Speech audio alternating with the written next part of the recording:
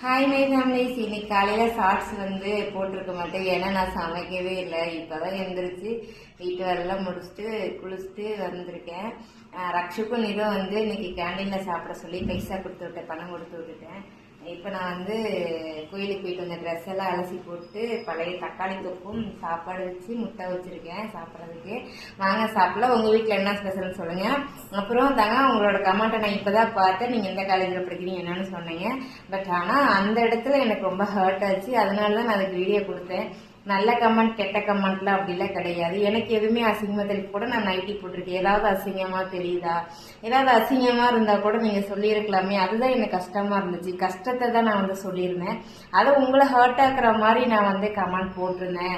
சொல்லி அதை video போட்டதுன்னா sorry, மன்னிச்சிருங்க. பட் ஆனால் ஹாப்பி, என்கிட்ட நீங்க ரிப்ளை பண்ணதுக்கு ரொம்ப ஹாப்பி. தேங்க்யூ தாங்க, லவ் யூ, ஐ மிஸ் யூட தாங்க எல்லாத்தையும்.